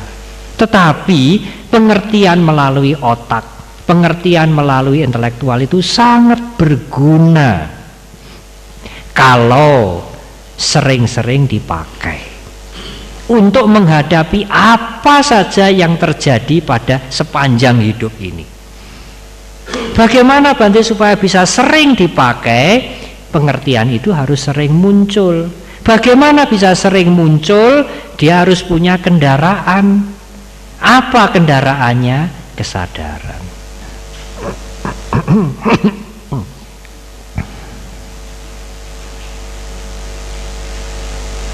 Kalau misalnya saudara baru menguraikan sesuatu kepada banyak orang, wah, banyak yang mengerti Bante, aduh saya lego banget, senang sekali, banyak yang mengerti. Tidak hanya 1-2 orang, puluhan orang. Saya tidak menuntut ucapan terima kasih, penghargaan, tapi pikiran dia berpikir, wah aku sudah bisa melakukan yang bagus sekali, aku sudah bisa berbuat baik yang bagus sekali. Bagus saudara, tapi itu kebaikan biasa. Saudara masih berpikir aku sudah melakukan sesuatu yang bagus sekali, berguna sekali, berhasil, bagus biasa. Tetapi kalau saudara mempunyai latihan meditasi, begitu saudara merasa legu sekali, bagus sekali, puas sekali, sekarang kesadarannya muncul, ora ono lho, tidak ada lho inti yang sudah berjasa, yang sudah mempunyai kebaikan, yang sudah berkorban, tidak ada lho. Yang ada hanya faktor-faktor yang saling menunjang. Itu menjadi luar biasa. Ya ingatnya begitu, itu bagaimana Bante? Ya ingatnya ya kalau punya kesadaran. Dan kesadarannya harus dilatih dengan meditasi. Jadi sekali lagi Ibu Bapak dan saudara-saudara, memang idealnya meditasi itu bisa melihat anicca, bisa melihat realita anatta langsung, sehingga kekotoran batin, kemelekatan, keakuan, kesombongan itu babat habis. Tetapi kita kan belum. Lalu kalau kita ini belum bisa berhasil baik melalui vipassana, meditasi vipassana kita, bagaimana? Kita pakai pengetahuan intelektual kita. Jangan hanya mendengar, membaca lalu disimpan menjadi kesenangan intelektualitas. Wah bagus agama Buddha, bagus, masuk akal, analitis, orang ngawur, bagus sekali, hebat sekali, selesai. Kebanggaan itu tidak berdampak dalam kehidupan sehari-hari. Ngamuknya ya bagus banget, luweh banter. Kan begitu ya. Seperti tidak ada relevansinya, tidak ada relasinya, tidak ada hubungannya antara dia memuji Dharma, mengerti Dharma, senang pada Dharma dengan perilakunya. Karena apa? Karena pengertian-pengertiannya itu tidak ada yang membawa saat dia menghadapi masalah-masalah yang pelik. Dia ingat kalau ada yang mengingatkan. Itu pun yang mengingatkan harus bijaksana. sehingga dia tidak menjadi marah. Bagaimana supaya sering muncul pengertian itu sehingga bisa digunakan dalam menghadapi masalah yang pelik-pelik? Harus punya kendaraan. Kendaraannya adalah kesadaran. Dari mana kesadaran didapat? Dari latihan, tidak dari memohon.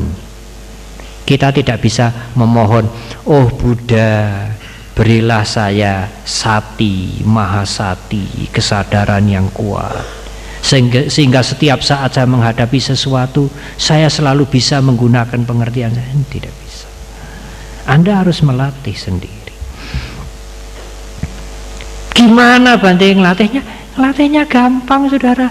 Lihat nafas, masuk, keluar, masuk, keluar. Gampang tuh. Siapa yang tidak bisa? Semua punya nafas. Ada mantramnya, Bante, ada doanya? Tidak ada. Ada sesajinya? Tidak ada. Di mana Bante latihannya? Di mana saja. Ya saya ya bosen kalau hanya duduk ngematke nafas masuk keluar. Ya, Anda bisa jalan, ngematke kaki Anda sendiri, naik turun, naik turun, naik turun. Gampang tuh, saudara. Gampang sekali. Anda belajar begini ini tidak akan dipungut bayaran. Anda bisa latihan sendiri di rumah. Saya beragama lain, Bante. Anda tidak perlu mengucap Tuhan, mengucap Buddha, mengucap Kuan Im. Tidak perlu. Hanya lihat nafasnya sendiri. Masuk, keluar, masuk, keluar. Lihat kakinya. Nanti bisa lihat perasaannya, lihat pikirannya. Kan begitu toh? Rasanya bosen banget. Rasa bosen ini muncul. Bisa lihat perasaannya. Kita merasakan bosen, merasakan senang, berpikir baik, berpikir jahat, berpikir benci, tapi tidak tahu. Tahu-tahu sudah tidak karu-karuan. Nah, kalau kita sering ngematke nafas kita, ngematke kaki kita, kita bisa ngematke perasaan kita, nanti ngematke pikiran kita, perasaan pikiran kita sendiri. Dan itu sangat berguna. Ibu-ibu kalau nyapu ya, menyapu dengan kesadaran. Tidak nyapu karo mikir bapak ini no ngendi dan lain-lain dan lain-lain. Ya nyapu dengan kesadaran. Itu bisa menjadi latihan, memperkuat kesadaran kita. Kalau kita melihat apa toh kuncinya agama ini bisa bermanfaat, kalau pengertian-pengertian agama itu bisa dipakai sehari-hari, bermanfaat. Kalau tidak bisa dipakai, tidak bermanfaat. Meskipun banyak mendengar, banyak membaca, banyak sembahyang, tapi waktu hidup sehari-hari tidak dipakai, tidak bermanfaat. Kalau dipakai baru bermanfaat. Bagaimana bisa dipakai? Harus punya tunggangan supaya pengertian-pengertian itu muncul setiap saat kita menghadapi apapun. Kita keluar pagi-pagi buka rumah, ada bangkai di rumah kita, anjing yang sudah busuk. Kalau Anda punya kesadaran, mungkin pertama kali sopo sing buang batang nang kene, picak matane apa dan lain-lain lah. Ya, tapi kalau kita punya kesadaran, ya udah bangkai ada di sini, anicca, tidak kekal. Badanku akan busuk seperti bangkai ini. Bisa bermanfaat itu. Bisa mempunyai nilai dhamma untuk spiritual kita, hanya dengan bangkai anjing. Tetapi kalau kesadaran kita tidak membawa pengertian, bangkai anjing bisa menimbulkan kebencian. kemarahan, kecurigaan. Siapa ini? Siapa ini yang berbuat begini? Oh, jangan-jangan jangan-jangan dia. Kebencian kita berkembang. Tapi kalau kita bisa yoniso manasikara, menggunakan situasi itu dengan pengertian dhamma, bangkai anjing itu bisa bermanfaat bagi spiritual kita. Bukan sesuatu yang menjijikkan, yang membuat wah, jangan-jangan hari ini ada sial saya. Mungkin apalagi kalau sampai sore tokonya sepi, pantes tokoku sepi, ono bangkai dan begitu dan macam-macam. Dia membuat sibuk, membuat ruwet, membuat penderitaan untuk dirinya sendiri. Setelah dia merenungkan bangkai anjing hancur, busuk, seperti inilah jasmaniku besok begitu, yo guang kono dikubur, selesai toh, habis. Nggak usah dihubungkan ini dan itu, habis. Mengapa harus menderita? Saya menggunakan bangkai anjing itu untuk sesuatu yang positif, saya mendapatkan manfaat dan saya tidak menderita. Jadi kalau kita menderita, ya kita sendiri yang membuat Bante, persis. Kalau Anda menderita karena bangkai anjing itu, Anda sendiri yang membuat, bukan bangkai anjing itu. Karena menurut Buddhis, menurut Dhamma, penderitaan itu 100% sebabnya dari diri kita sendiri, bukan dari luar. Apa Bante sebabnya? Sebabnya kilesa, kekotoran batin, emosi yang negatif yang kita biarkan berkembang. Jadi kalau kita ingin bahagia, ya dari dalam Bante, persis. Kebahagiaan tergantung di dalam dan dari dalam diri kita sendiri, tidak tergantung sedikit pun apa yang ada di luar. Kalau Anda bisa mengubah sikap mental Anda bisa mendewasakan sikap mental ibu bapak dan saudara-saudara dengan pengertian yang dipunyai, dengan kesadaran yang dilatih, bahagia. Tidak tergantung dari dewa, dari Brahma, dari Buddha, saya mohon berikan kebahagiaan. Tidak. Buddha menolong kita, memberikan cara. Kita bisa menggunakan, kita memperoleh manfaat yang sebesar-besarnya. Seperti kita diberi mesin, ini mesin, caranya begini, ngoperasikannya begini. Kerjakan, kalau kita rajin mengerjakan, oh hasilnya bagus.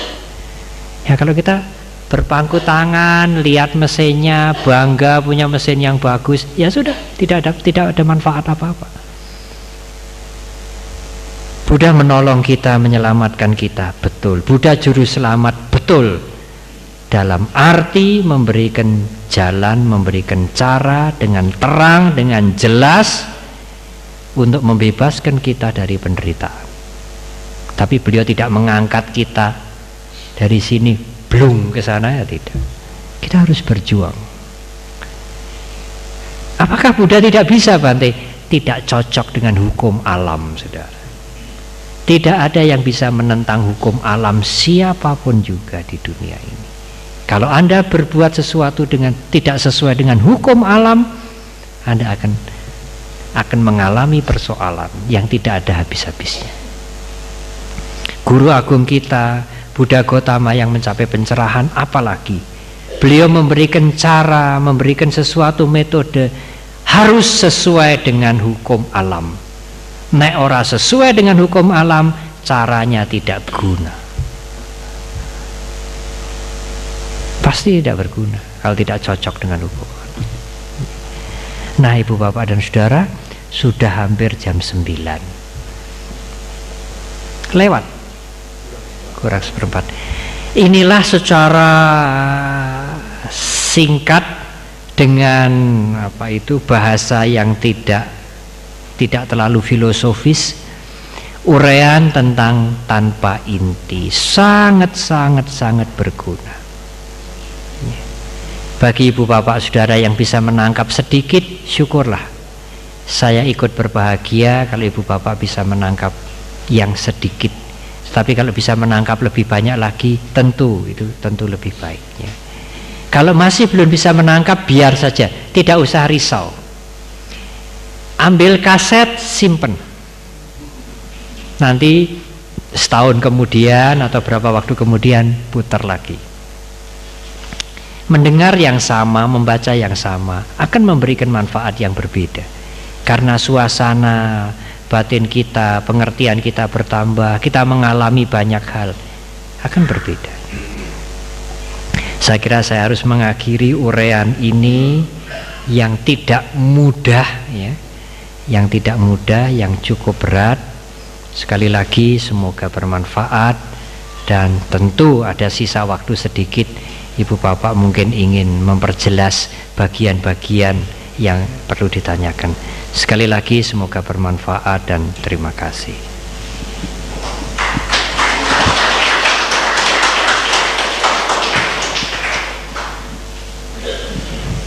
Ibu bapak dan saudara-saudara yang berbahagia, setelah mendengar uraian Dhamma dari Yang Mulia Bhikkhu Sri Panyawaro, kami persilahkan bagi Anda yang ingin bertanya lebih lanjut. Wah, ada 30 penanya, Bante. 30 penanya. 30 penanya. Sementara satu dulu, Bante. Kami persilahkan. Silakan langsung saja, Bapak ya. Nama. Langsung saja. Ya.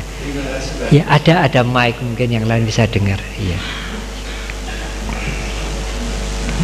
Terima kasih, Bante. Saya diberi kesempatan untuk menanya. Mohon namanya siapa? Nama saya Hendro Utomo. Pak Hendro. Saya dari Kartasura. Oh iya, silakan Pak Hendro. Ya. Saya ingin menanyakan sama Bante. Bante selalu mengatakan bahwa semua intinya dari kesadaran. Iya. Nah, kesadaran itu dilatih melalui meditasi. Iya. Cuma meditasi, inti kesadaran itu caranya bagaimana? Ya latihan. Iya, iya. Nah, saya ingin tanya sama Bante, dari hasil latihan saya, apakah benar kesadaran itu dari keheningan, dari kita pikirannya menep, ya, ya. Selalu dalam posisi apapun, kalau kita menep, kesadaran itu keluar. Ya. Dan saya setiap kali saya melatih dan saya menemukan itu. Ya. Nah, terima kasih. Bagus, pertanyaan yang sangat bagus. Terima kasih Pak Hendro. Kalau tidak pernah praktek meditasi, tidak mungkin pertanyaan ini bisa muncul. Ya. Saya ingin mengklarifikasi atau menjelaskan istilah kesadaran. Bahasa Indonesia memang punya kata-kata, perbendaraan kata, kosakata yang terbatas. Kadang-kadang satu istilah untuk menerjemahkan bermacam-macam istilah dari bahasa Pali. Kesadaran yang saya maksudkan dalam uraian ini dalam bahasa Pali itu sati, S-A-T-I. Itu berbeda dengan winyana. Itu berbeda dengan pengertian benar, samaditi. Seperti begini. Saya sore ini ikut mau datang ke wihara Dhammasundara, mengikuti uraian Bante Panya itu dengan kesadaran saya sendiri. Tidak ada orang yang menyuruh, tidak ada orang yang memaksa. Nah, kesadaran itu berbeda dengan kesadaran yang saya maksud. Saya menganut agama Buddha ini dengan kesadaran saya, bukan anut biung, bukan disuruh, dengan kesadaran saya sendiri. Saya sadar menganut ini, saya sadar melakukan ini, kesadaran saya sendiri, tidak ada yang memaksa. Nah, ini kesadaran yang berbeda dengan yang saya maksudkan. Dalam bahasa Indonesia itu disebut kesadaran juga. Tidak ada yang memaksa, tidak ada yang menarik, tidak ada yang membujuk, kesadarannya sendiri, melakukan dengan sadar. Kalau ibu bapak membuat pernyataan, saya membuat pernyataan ini dengan kesadaran, tidak ada yang memaksa. Tapi kesadaran yang saya maksud yang menjadi kendaraan untuk membawa pengertian yang harus dilatih melalui meditasi ini adalah kesadaran yang digunakan untuk menerjemahkan sati. Sati itu dalam hal ini diterjemahkan kesadaran juga tidak salah, tetapi dalam hal ini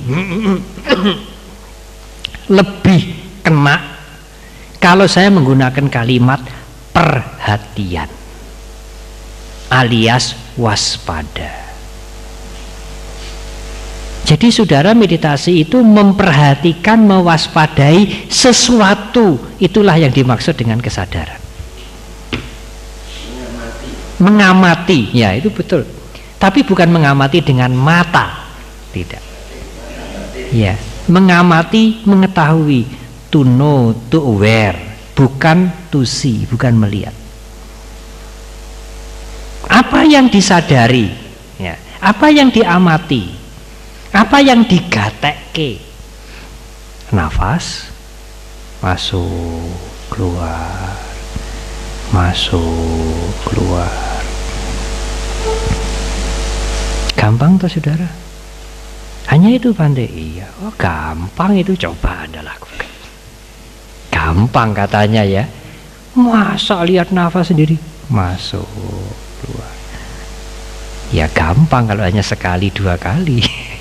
Kalau genap 5 menit sudah tidak gampang saudara ya. Ya sudah tidak gampang, angil banget itu. Mengamati nafasnya sendiri.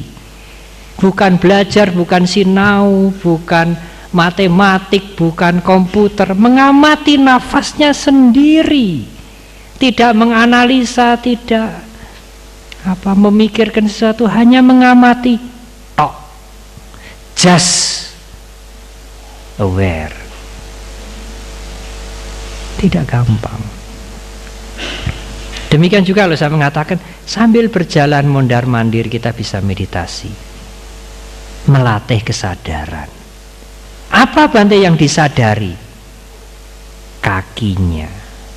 Nah kalau pakai kata mengamati lebih tepat, mengamat-amati kakinya, nggatekke geraknya kaki, memperhatikan. Ya kalau mengamat-amati kaki ini bisa salah paham ini. Orang nanti bisa lihat begini, kakinya bisa dilihat ya. Mewaspadai, memperhatikan geraknya kaki. Mondar-mandir. Nanti kalau kita sering latihan kesadaran seperti itu, kita bisa ngamat-amati, mewaspadai perasaan kita. Perasaan senang, tidak senang, apa itu sepi, apa bosen, bagaimana dia muncul lalu hilang. Pikiran buruk, pikiran bagus, pikiran kejam, pikiran kasih, pikiran jelek timbul, tenggelam, timbul. Kita menjadi tidak terombang-ambing karena kita bisa mengamat-amati. Nah, Bante, kalau mengamat-amati nafas, bisa saya Bante? Saya akan melatih 5 menit, 10 menit mengamat-amati kaki. Apa yang timbul pertama? Ya, selain sudah tentu kita mengasah ya, kita mempertajam pengamatan kita, kesadaran kita. Apa itu? Akibat yang lain, buah yang lain, apa yang pasti timbul? Menep ini tadi, tenang. Dari mana kok bisa tenang? Iya, karena pikiran kita tidak ribut begitu. Pikiran kita hanya mengamat-amati nafas kita. Dipaksa mengamat-amati nafas. Jangan mikirkan apapun. Mikirkan aku ingin jadi suci, aku ingin jadi baik, aku ingin bahagia, juga tidak. Tugasku hanya mengamat-amati nafas, titik, selesai. Parita-parita apa segala macam, minggir dulu. Aku hanya mengamat-amati nafas, aku hanya melihat langkah kakiku, tidak yang lain. Maka pikiran menjadi menep. Inersi pikiran tidak dipecah-pecah untuk memikirkan macam-macam yang ini, yang itu, yang itu. Dan semakin menep, kesadaran semakin menjadi kuat. Itu seperti apa ya? Bola salju, makin menggelinding dia makin gede, gelindingnya makin banter. Jadi kesadarannya makin baik, ketenangannya, menepnya akan muncul. Makin menep, kesadarannya makin kuat. Kesadarannya makin kuat, batinnya makin tenang. Batinnya makin tenang, kesadarannya makin kuat. Hanya ketenangan itu sebagai faktor pembantu yang membantu kita untuk melatih kesadaran kita. Meditasi Buddhis tidak hanya mencari ketenangan. Meditasi Buddhis bukan apa itu, relaksasi, bukan. Meditasi Buddhis adalah memperkuat, mempertajam kesadaran. Meditasi Buddhis adalah konsentrasi faktor untuk memperkuat kesadaran. Meditasi Buddhis bukan focusing satu tujuan. Kan nafas, Bante. Ya, itu awalnya. Nanti apa yang kita dapat dengan memperhatikan nafas itu kita akan gunakan untuk memperhatikan perasaan, memperhatikan pikiran kita sendiri, supaya kita bijaksana menghadapi perasaan dan pikiran, tidak diombang-ambing oleh perasaan dan pikiran. Oleh karena itu, focusing adalah latihan, bukan tujuan. Ketenangan adalah faktor yang menunjang, bukan tujuan. Meditasi Buddhis bukan mencari ketenangan, bukan focusing. Meditasi Buddhis adalah awareness, memperkuat kesadaran. Untuk apa, Bante, kesadaran? Untuk apa saja dalam kehidupan kita sepanjang hari. Dalam keadaan yang kritis, dalam keadaan yang sulit sekali. Kalau kita punya kesadaran, kita tidak akan lengah, kita menyadari. Kalau kita tidak bisa berbuat apa-apa, berbaring di pembaringan, menjelang ajal, kita bisa berbuat apa? Fisik sudah lemah, dokter sudah mengatakan tidak ada harapan lagi. Kalau kita masih punya kesadaran, kita pakai kesadaran itu. Apa, Bante, yang disadari? Apa saja. Menyadari nafas, atau menyadari rasa sakit, atau menyadari apapun. Oh, ini baru sakit, oh ini baru tidak enak begini. Ini juga tidak kekal, tidak selamanya begini. Kita menyadari, tidak membiarkan pikiran gelambiar kemana-mana, mengeluh kemana-mana. Wis tuwa ngene kuwi, anak-anak selungo kabeh. Dulu dibesarkan, sekarang macam-macam nanti. Ya, dampaknya itu menjadi sangat tidak baik kalau kita membiarkan pikiran ini pergi semaunya. Apalagi tidak punya pengertian.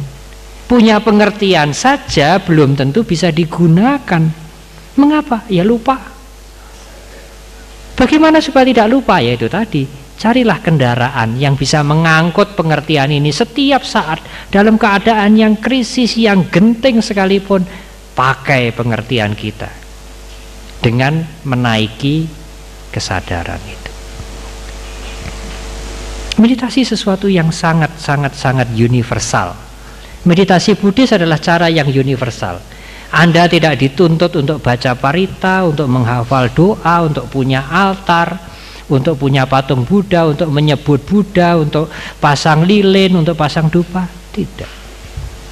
Meditasi Buddhis menuntut kesadaran, menggunakan kesadaran menyadari objek meditasi semampu kita, semaksimal mungkin setiap ada kesempatan. Ibu bapak, tapi saya harus berhenti ya, meskipun penanyanya hanya satu. Karena ini temanya tidak mudah ya. Kalau nanti pertanyaan-pertanyaan lebih banyak, saya khawatir menjadi tidak terfokus nanti. Dan sekarang sudah tepat jam 9, saya harus pulang ke Mendut. Sampai di Mendut mungkin bisa jam 11, setengah 12. Dan yang mengantar saya dari Mendut harus pulang ke Jogja, mungkin sampai di Jogja bisa setengah 1 ya. Karena besok menjelang hari terakhir Pak Baja Samanera di Mendut. Kemudian hari Sabtu ada perayaan Asada di Mendut. Ibu bapak kalau cukup mempunyai waktu, silahkan datang ke Mendut, Wihara Mendut. Hari Sabtu tanggal 31, upacara biasanya dimulai sekitar jam 4 sore, antara jam 4 jam 5 di halaman di depan stupa. Yang saya maksudkan dengan latihan Samanera ini 2 minggu ibu-ibu juga bisa ikut mengikuti Atas Silani. Bapak-bapak kalau mau bisa ikut Samanera 2 minggu. Betul-betul jadi Samanera, pakai jubah, cukur gundul, makan sehari 2 kali, belajar meditasi, belajar Dhamma. Apalagi kurikulum Samanera sekarang diubah banyak. Setiap pagi mulai 8:30 sampai 10:30 meditasi 2 jam. Jam 2 baru pelajaran sampai sekitar jam 5. Nanti sore minum sore, bersih-bersih, mandi. Jam 7 kebaktian malam dan meditasi lagi. Sampai kira-kira 9:30, 9:30 tidur, jam 5 pagi bangun.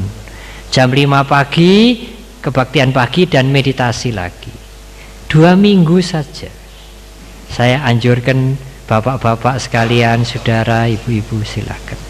Bisa Bante? Bisa, hanya 2 minggu kok, tidak usah lama-lama seperti saya. Bisa. Seperti mobil itu turun mesin 2 minggu, businya semuanya bersihkan. Selesai 2 minggu jalan lagi. Saya anjurkan mudah-mudahan tahun depan. Saya juga lagi berjuang, mudah-mudahan Wihara Dhammasundara juga bisa untuk Pabaja. Hanya persoalannya itu di sini kurang kamar mandi. Kamar mandi WC ini perlu banyak. Kalau di Mendut kami punya cukup kamar kecil sehingga tidak sulit kalau ada latihan-latihan. Biasanya sekali latihan 30. Pria 30, wanita 30, tidak lebih. Karena kalau lebih terlalu banyak nanti tidak efektif ya. Pelajaran dan sebagainya tidak bisa masuk dengan baik. Saya kira 30 itu kami memperkirakan 30 itu sudah jumlah yang cukup maksimal ya.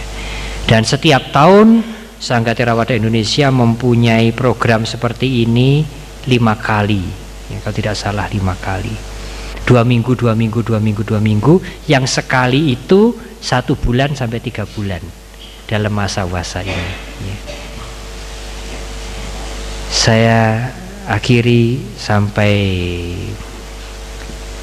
sekian dan kita akan bertemu kalau tidak di Mendut tanggal 31 lusa, di Wihara Dhammasundara tanggal 14 Agustus dalam perayaan Asada. Semoga dengan mendengar ini saudara punya semangat untuk meditasi lebih rajin. Yang tidak pernah meditasi latihan, yang sudah meditasi tambah waktunya, karena kesadaran itu amat berguna. Kita meditasi tidak mencari kesaktian, tidak mencari kegaiban, tidak mencari semata-mata ketenangan, tapi kesadaran. Dimanapun kita berada dalam keadaan yang sulit seperti apapun, kalau kita punya kesadaran, kesadaran itu amat berharga. Terima kasih. Sekali lagi kami ucapkan terima kasih dan anumodana kepada Bante yang telah memberikan pengetahuannya kepada kita semua di malam hari ini. Semoga kita memetik manfaatnya dan semoga semua makhluk yang hadir di sini juga akan bisa memetik manfaatnya.